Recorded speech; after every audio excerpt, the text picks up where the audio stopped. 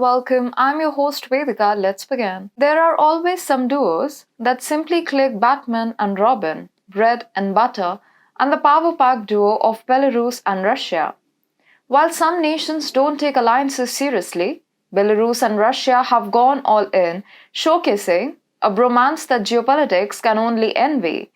Belarus isn't just Russia's neighbor, it's the steadfast partner that never betrays. Like inseparable puzzle pieces, they not only share borders but ideologies, trade deals, and perhaps even covert handshake rituals. Putin and Lukashenko have found common ground in their shared appreciation for united opposition against Western influence. The bond between Putin and Lukashenko has remained unbreakable, even weathering the storm of the Ukraine conflict. When sanctions loomed and tensions escalated, Belarusian President Lukashenko stood shoulder to shoulder with Putin, defying adversity and lending support in the Ukraine war. However, recent developments have added new layers to this bond. Belarus has welcomed Russian nuclear weaponry on its soil and even harbored the infamous rebel Wagner PMC group, stirring tensions along the Polish-Belarusian border.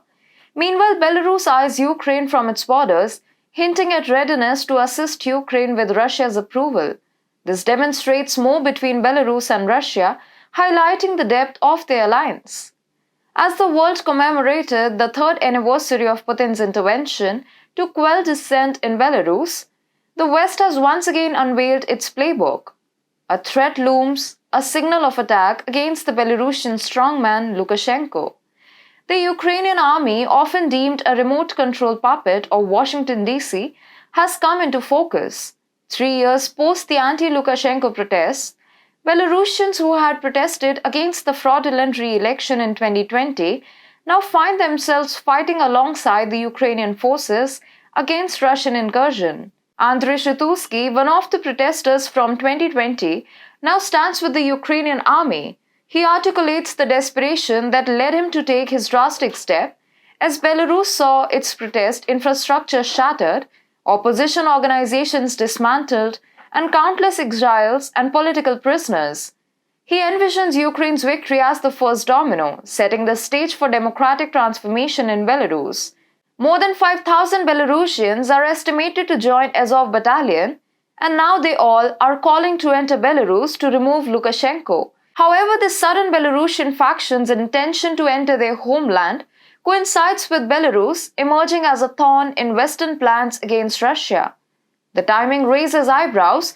Is this a genuine grassroots movement or an orchestrated statement by external forces seeking to destabilize Belarus? The West's words hint at the latter. The notion of attacking Belarus via Ukraine might sound appealing to some, but it's akin to stepping on a rake.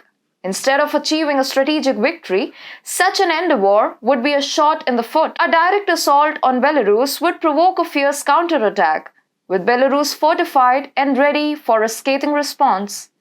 Evidence of Belarus's preparedness lies in the village of Kalinina, where anti-tank defenses and military trenches stand testament to Belarus's resolve. Their strategy is clear: hinder and destroy armored vehicles, divert the enemy, and secure vital positions. Ukraine's focus has been on its eastern front, where Russian forces have surged. In contrast, western Ukraine remains vulnerable. The specter of Wagner PMC's involvement hovers, potentially inflicting harm on Poland.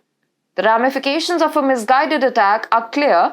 Instead of debilitating Belarus, the situation in Ukraine could intensify, escalating into a full-scale invasion.